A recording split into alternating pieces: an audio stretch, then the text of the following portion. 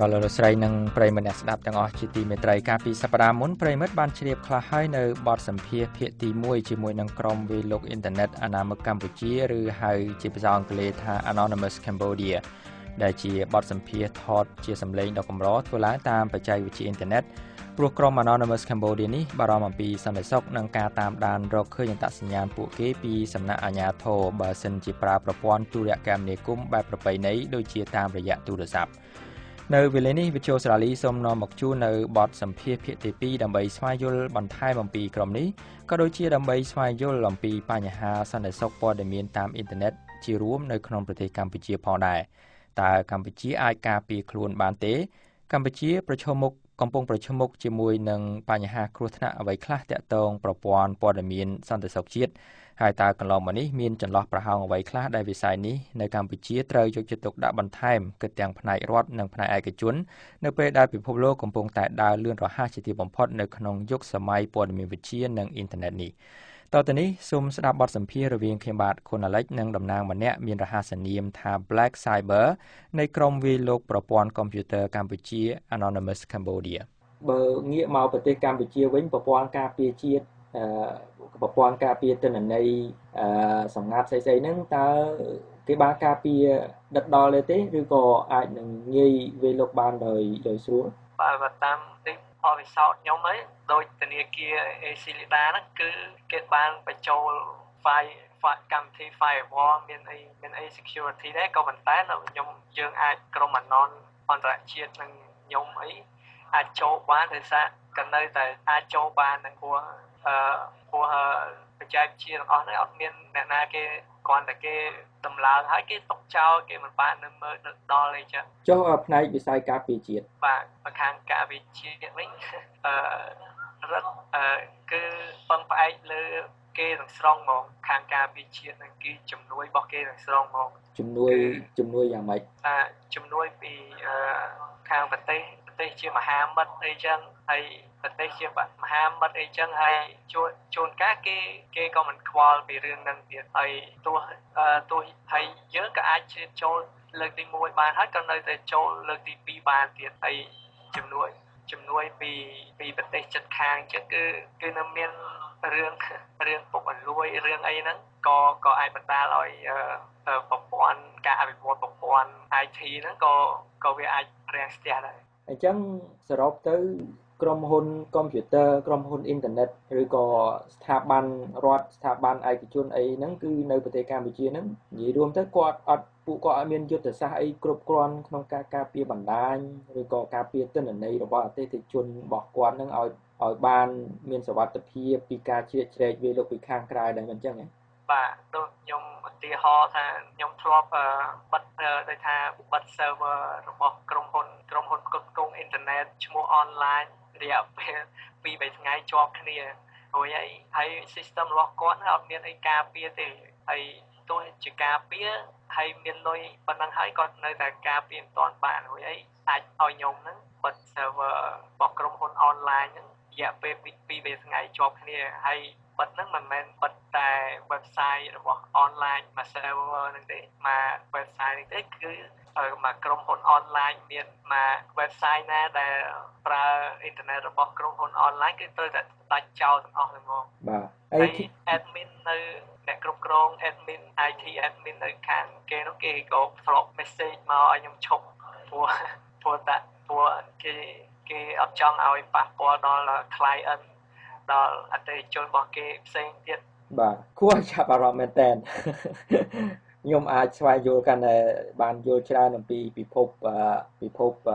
អ្នកវាយលុកតាមអ៊ីនធឺណិតពិភពអ្នកជ្រៀតជ្រែកតាមបណ្ដាញប្រព័ន្ធកុំព្យូទ័រអីហ្នឹងហើយ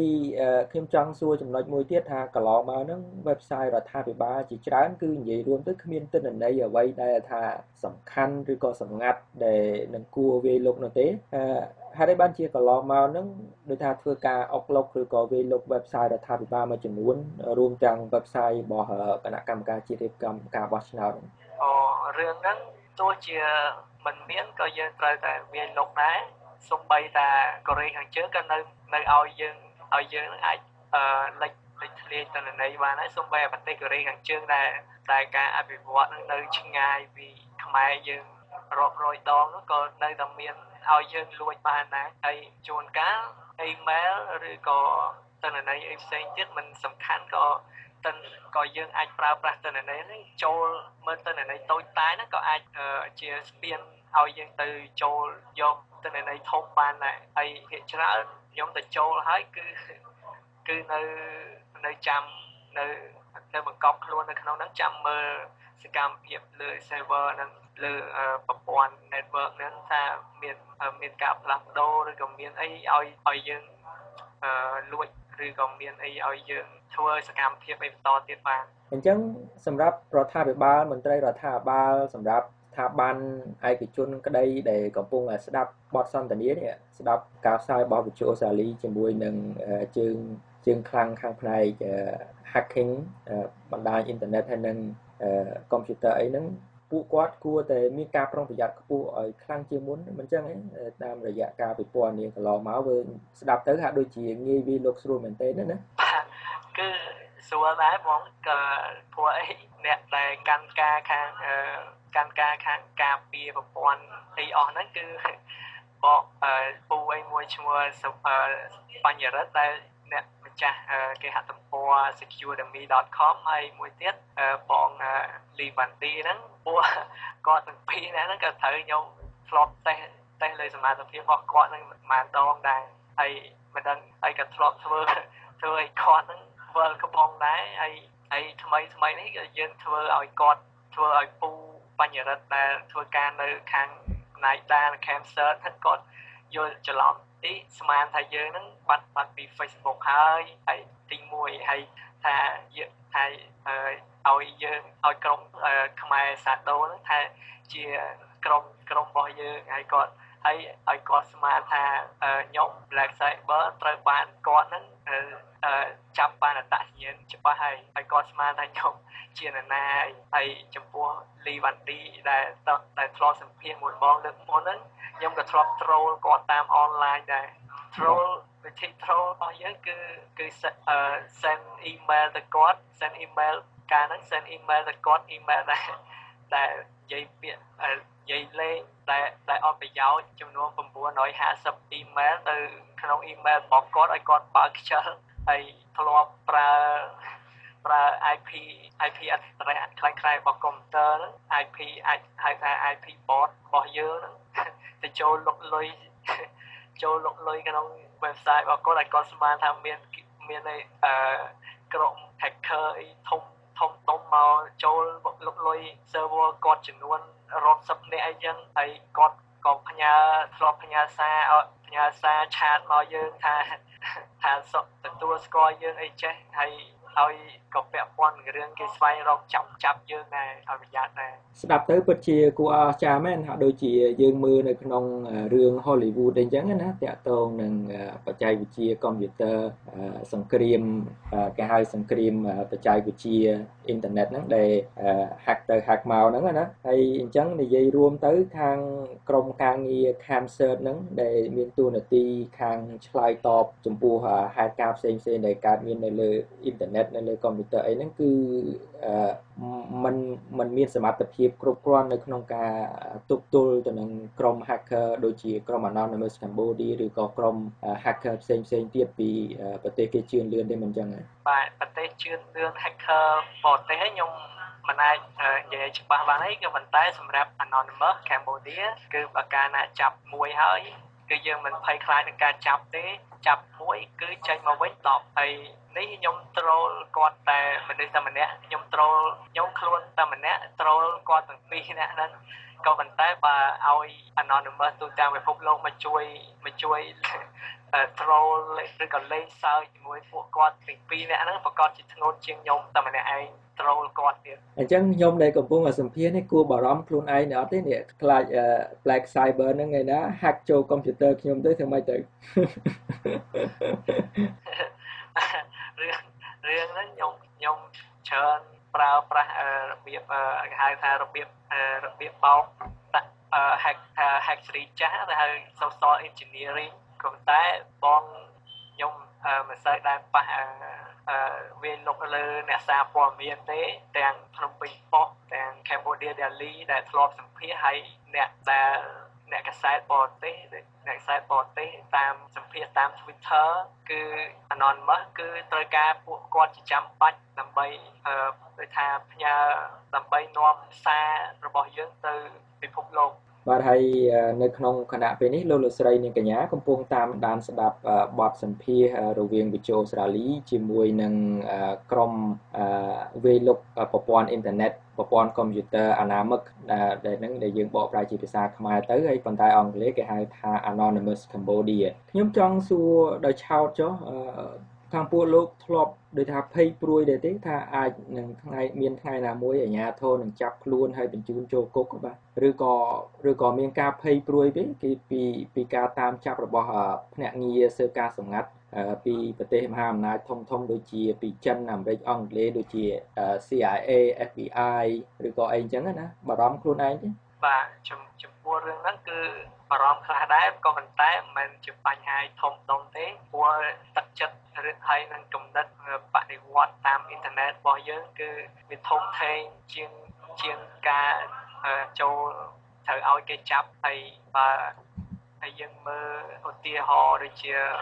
សកម្មជនសិទ្ធិមនុស្សឬសកម្មជនបកគណៈបកអីនៅខ្មែរហ្នឹងគាត់ក៏មិនភ័យខ្លាចរឿងនេះដែរហើយយើងមើលទឹកចិត្តរបស់គាត់ហ្នឹងគឺកាន់តែពុះពៀកាន់តែមុតជាងមុនការចាប់ខ្លួនការដាក់ទោសនឹងទៀតហើយបើរឿងការចាប់ខ្លួនពីរដ្ឋាភិបាលផ្សេងគឺមានតែអាមេរិកហ្នឹងទេដែលប្រឆាំងនឹងដែលជាសត្រូវរបស់ Anonymous ជាងប្រទេសណាទាំងអស់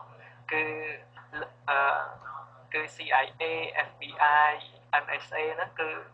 ជាសត្រូវដែលតាមចាប់ Anonymous ជាខ្លាំងជាងគេហ្មងបាទស្ដាប់ទៅហាក់ដូចជាខាងក្រមលោកនឹងមានទឹកចិត្តស្នេហាជាតិស្រឡាញ់សង្គមស្រឡាញ់យុត្តិធម៌ប៉ុន្តែសកម្មភាពដែលខាងក្រមរបស់លោកធ្វើនឹងហាក់ដូចជាផ្ទុយពីរឿងនឹងទៅវិញតើមានការបកស្រាយឲ្យមិត្តអ្នកស្ដាប់យល់យ៉ាងម៉េចដែរបាទរឿងហ្នឹងដូចជា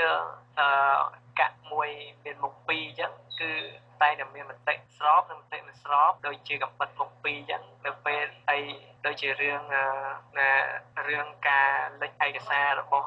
ស្ថាប័ន NSA ដែលលួចស៊ើបការសម្ងាត់លើប្រទេស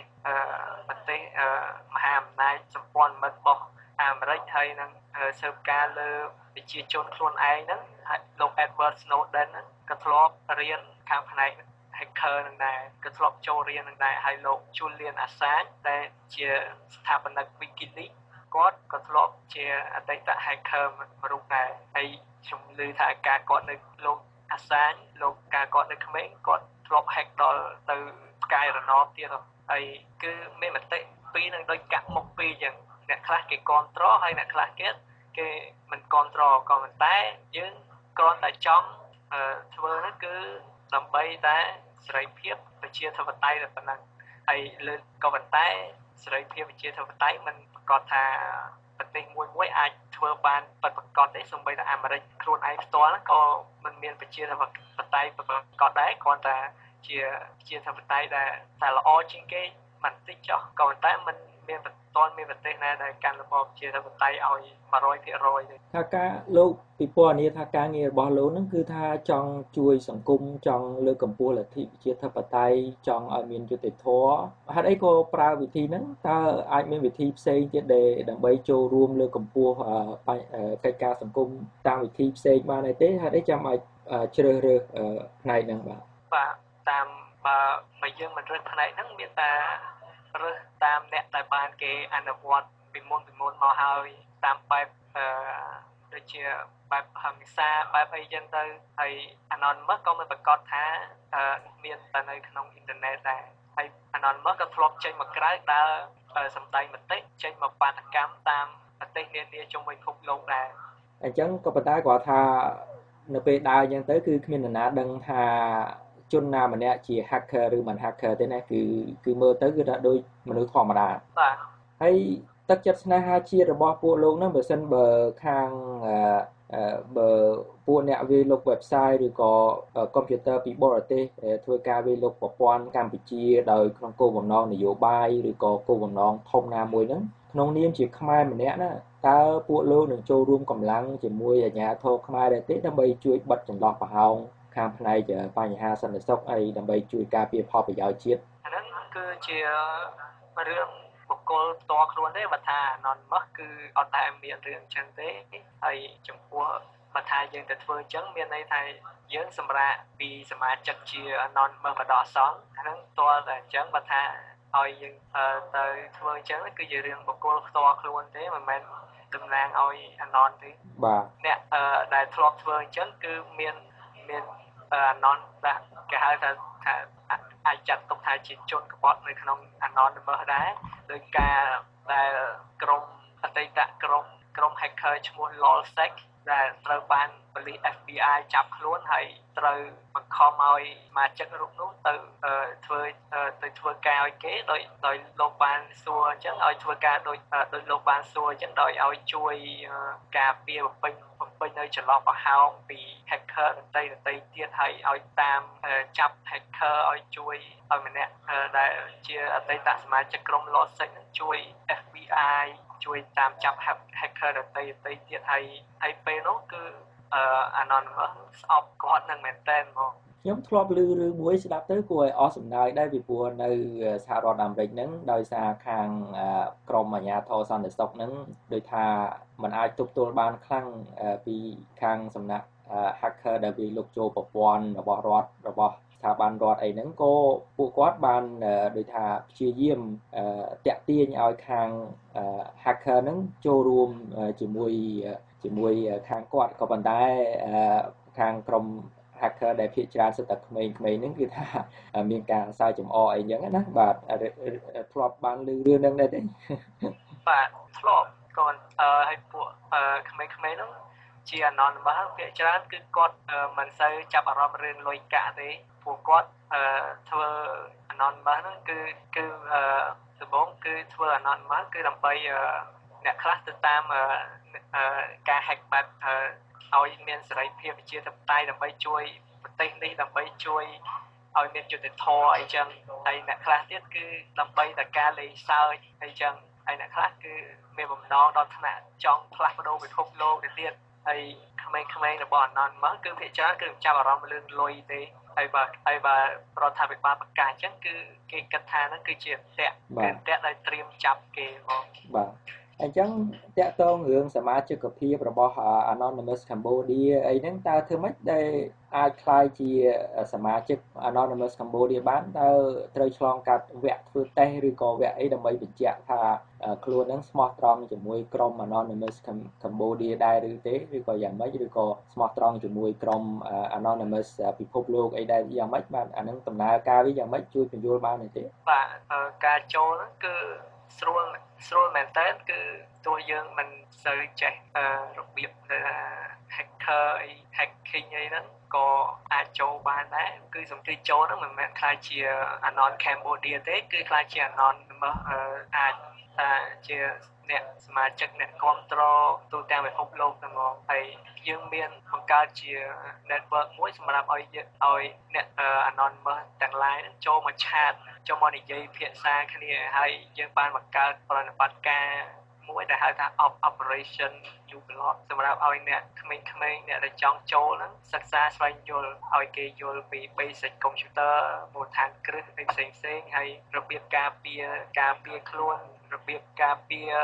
ទិន្នន័យរបស់ខ្លួនរបៀបការពារអត្តសញ្ញាណខ្លួនលើអ៊ីនធឺណិតហើយ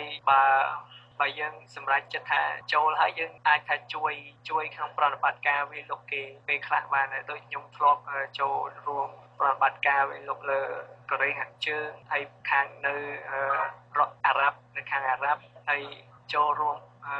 វាលោកលើគេហទំព័ររបស់ Sony ក្រុមហ៊ុន Sony ក្រុមហ៊ុន PayPal Mastercard Visa Card អីហ្នឹងបាទនិយាយរួមទៅខាងពួកក្រុមលោកហ្នឹងគឺអត់ដែរជួបមុខគ្នាផ្ទាល់ទេណា hacker ទាំងអស់ហ្នឹងគឺតែជួបមុខ គឺថាជួបគ្នាតាមអ៊ីនធឺណិតនិយាយឆ្លងឆ្លើយគ្នាប្រស័យតាក់ទងគ្នាតាមតែអ៊ីនធឺណិតទេមិនអញ្ចឹងទេពីព្រោះបើកាលណាជួបមុខផ្ទាល់គ្នាអាហ្នឹងហាក់ដូចជាបង្ហាញអត្តសញ្ញាណខ្លួនឯងមិនអញ្ចឹងទេបាទមានធ្លាប់ជួបមុខគ្នាដែរក៏ប៉ុន្តែនេះជាលក្ខណៈមិនមែន activist ទេគឺលក្ខណៈ activist គឺសកម្មជនហើយ activist គឺនៅលើអ៊ីនធឺណិតទេហើយ activist ដែលចេញមកខាងក្រៅហ្នឹងគឺគេធ្លាប់ជួបមុខគ្នាហើយការឆាតរបស់យើងមួយទាមទារឲ្យយើងស្វែងយល់ច្រើនដើម្បីចូលទៅជា anonymous បានក៏ប៉ុន្តែការចូលសមាជិកហ្នឹងគឺមិនបាច់ដូចជាចុះឈ្មោះឬក៏អីទេគ្រាន់តែជួយ support យើងឬក៏ជួយនាំសារឬក៏ធ្វើអ្វីផ្សេងទៀតក៏ហៅថាជា anonymous បានដែរបាទហើយនៅក្នុងគណៈពេលនេះលោកស្រីនាងកញ្ញាកំពុងតាមដានស្ដាប់បទសម្ភាសរវាងវិទ្យុអូស្ត្រាលីជាមួយនឹងក្រុមវេលុកប្រព័ន្ធអ៊ីនធឺណិតប្រព័ន្ធកុំព្យូទ័រអនាមិកថា Anonymous Cambodia បាទចុះអាចមានករណីថាមនុស្សគេខ្លែងបន្លំដំបូងធ្វើជាចូលបន្លំខ្លួនធ្វើជាសកម្មជនអីចឹងដែរដើម្បីដូចថាជនបង្កប់ពីខាងក្រុម CIA ឬក៏អាជ្ញាធរអីចឹងអាចមកចូលបន្លំខ្លួនដើម្បីព្យាយាមដឹងអត្តសញ្ញាណរបស់មេកើយរបស់ខ្លួនដែរទេឬក៏យ៉ាងម៉េចបាទដើម្បីក្នុងគោលបំណងថាតាមចាប់បង្ក្រាបក្រុមនឹងអីចឹងណាបាទធ្វើម៉េចអាចដឹងថាមានរឿងនឹងកើតឡើងបានហើយយើងដឹងហ្នឹងគឺពួកអ្នកទាំងអស់គឺមិនសូវដឹងវប្បធម៌របស់ hacker ប្រហែលទេគឺវប្បធម៌អ្នកលេងអ៊ីនធឺណិតរបស់ anon ពួកគាត់ហ្នឹងមានបន្លំដែរដោយធ្លាប់មានបន្លំចូលអីចឹងដែរក៏ប៉ុន្តែត្រូវបានយើងដឹងមុនហើយលេងគាត់ទៅ block គាត់ចោលក៏ប៉ុន្តែរឿង block ហ្នឹងមិន block តែអ្នកដែលសង្ស័យឬក៏អីទេហើយយើងក៏មិនដែលទៅ block ទស្សនិកជនតាម Facebook យើងដែរក៏ប៉ុន្តែ Facebook នៅតែ block យើង block page យើងចោលដល់ទៅ2ដងហើយទាំងប៉ុស channel ក្នុង YouTube ដល់ធំរបស់ Anon ហ្នឹងក៏ត្រូវពួកទៅតាមចាប់ពួកអាមេរិកពួកអីហ្នឹងក៏ត្រូវបិទដែរព្រោះកាលយើងបង្កើតវីដេអូ Operation Cambodia Freedom ហ្នឹងគឺល្បីមែនតើហើយវីដេអូដែលគេចុចមើលច្រើនជាងគេជាង Operation ណាទាំងអស់ក្នុង channel របស់ Anonymous channel ធំរបស់ Anonymous នៅក្នុង YouTube ហ្នឹងហើយគេតាមទាំង blog ទាំង Twitter យ៉ាងទៀតហើយគេតាម blog ទាំង Facebook យ៉ាងទៀតហើយមិនមែនមានតែយើងទេត្រូវគេ blog អ្នក Anon ផ្សេងទៀតក៏ត្រូវគេ blog ដែរដូចថាទាំងរដ្ឋាភិបាលគឺដូចថាប្រឆាំងគិតថាយើងគឺជាពួកភេរវកម្មហ្មងណែខ្ញុំចង់សួរសំណួរតាក់ទងរឿងនឹងដែរថាក្រុម Anonymous Hackers របស់លោកនឹងច្រើននិយាយអំពីការវាយលុកកុំព្យូទ័រឬអ៊ីនធឺណិតហ្នឹងដោយសិលធម៌ដែលគេហៅថាអង់គ្លេសថា ethical hacking ណាតើអាចពន្យល់បានទេការវាយលុកដោយសិលធម៌ហ្នឹងមានន័យយ៉ាងម៉េចចំពោះក្រុមលោកហើយក្នុងហ្នឹងមានក្រមសិលធម៌ទៅហ្នឹងមានអីខ្លះបាទក្រមសិលធម៌របស់ Anon ហ្នឹងគឺគេរួមទៅគឺច្បាប់គឺគ្មានទេមានតែ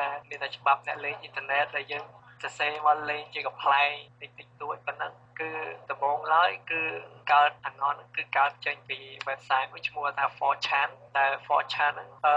អ្នកផុសបានតែរូបភាពទេហើយផុសហ្នឹងគឺ name ឈ្មោះអ្នកប្រើប្រាស់គឺឈ្មោះ Anonymous ទាំងអស់ហើយ ethical hacker ហ្នឹងដំបូងឡើយ ethical hacker ហ្នឹងគឺថាអ្នកដែល professional អ្នកដែលអីហើយប៉ុន្តែយើងក្រោយពីបានរៀនវគ្គ ethical ក្រមសីលធម៌ហ្នឹងទៅគឺបែកទៅជាបែកឆ្វេងគិតទៅជារឿងផ្សេងដូចជាអ្នកសកម្មជនដទៃទៀតដូចជា Julian Assange ម្ចាស់ WikiLeaks ដូច Edward Snowden អ្នកលួចទិន្នន័យពី NSA ចឹងទៅគឺខ្លាចវាអាចខ្លាចទៅជារឿងផ្សេងចឹងដូចអ្នកទាំងពីរហ្នឹងអញ្ចឹងនិយាយរួមគឺក្រមសីលធម៌គឺអត់មានទេណាអញ្ចឹងវិន័យអីគឺ hacker ម្នាក់បង្កើតខ្លួនឯងបាទគឺធ្លាប់មានពីមុនក៏ប៉ុន្តែក្រមឬក៏ច្បាប់អីទាំងអស់ហ្នឹងដល់ពេលចាស់ទៅគឺគឺចោលមួយគឺបោះបង់ចោលហើយអញ្ចឹងសរុបទៅដើម្បីឲ្យមិត្តអ្នកស្ដាប់គាត់ងាយយល់អញ្ចឹងethical hacking ហ្នឹងសរុបទៅជាស្អីទៅអញ្ចឹងបាទព្រោះរឿងហ្នឹងដល់ទៅសួរខាង ដូចថាបងអីដែលកាន់ខាងណៃដាបងលីវ៉ាន់ឌីអីពូអីពូបញ្ញរិទ្ធហ្នឹងគាត់ដឹងច្បាស់ព្រោះថា ethical hacker ហ្នឹងគឺដំបូងឡើយអាណតគឺក៏រៀនពី ethical hacker ហ្នឹងដែរក៏ប៉ុន្តែបន្ទាប់ពីមានរឿងបានមើលរឿង V for Vendetta ឬក៏ភាពអយុត្តិធម៌ឬក៏ក្នុងសង្គមអីចឹងទៅក៏ទៅជា hacktivist ហើយ hacktivist ហ្នឹងគឺជាសត្រូវមួយ ethical hacker ហ្នឹងហ្មងហើយhacktivist ហ្នឹងចូលចិត្ត ethical hacker ព្រោះថា ethical hacker ហ្នឹងគឺធ្វើការឲ្យគេហើយធ្វើការឲ្យគេអញ្ចឹងចាំតែស្ដាប់គេអញ្ចឹងហើយដូចធ្វើការឲ្យរដ្ឋាភិបាលសពថ្ងៃអញ្ចឹងហើយអ្នក hacker ចាស់កាលពីមុនហ្នឹងគេក៏គេមិនចូលចិត្តថា ethical hacker ហ្នឹងដែរក៏ប៉ុន្តែដោយសារតែមានការចាប់ខ្លួនតាមអីចឹងទៅគេក៏ធ្វើជា ethical hacker ហ្នឹងឬក៏បោះបង់ anonymous នឹងចោលអីបោះបង់ anonymous ចោលមករយៈអីសិនចឹងអញ្ចឹងនិយាយរួមទៅខាងក្រុម hacker ហ្នឹងក៏មានភាពបន្ទុះសារាយនឹងគ្នាដែរមិនចឹងទេបាទមានមតិផ្ទុយគ្នាដែរប៉ុន្តែអាហ្នឹងជាខាងរឿងរបស់ក្រុមលោកបាទលោកស្រីនិងមិត្តអ្នកស្ដាប់ទាំងអស់ជាទីមេត្រីអំបញ្ញមិញនេះប្រិមិត្តទើបបានស្ដាប់បទសម្ភាសន៍ជាមួយនឹង Black Cyber បាទដែលជាតំណាងក្រុមវាយលុកប្រព័ន្ធអ៊ីនធឺណិត Anonymous Cambodia ដោយសារពេលមកមានកំណត់ខ្ញុំសូមបញ្ចប់បទសម្ភាសន៍ភាគទី2នេះតែត្រឹមនេះសិនបាទនៅសប្តាហ៍ក្រោយវិទ្យុអូស្ត្រាលីនឹងនាំមកជូននៅបទសម្ភាសន៍បន្តទៀតភាគទី3ដែលជាភាគបញ្ចប់ដែលមានចំណុចសំខាន់ជាច្រើនដែលវិទ្យុអូស្ត្រាលីបានសាកសួរទៅក្រុមនេះសង្ឃឹមថាប្រិយមិត្តបានយល់ច្រើនអំពីក្រុមវាយលុកប្រព័ន្ធអ៊ីនធឺណិតនៅប្រទេសកម្ពុជាបាទហើយសម្រាប់ពេលនេះខ្ញុំបាទខុនអាឡិចអ្នករៀបចំកម្មវិធីនេះសូមបញ្ចប់ការផ្សាយរបស់យើងតែត្រឹមនេះហើយសូម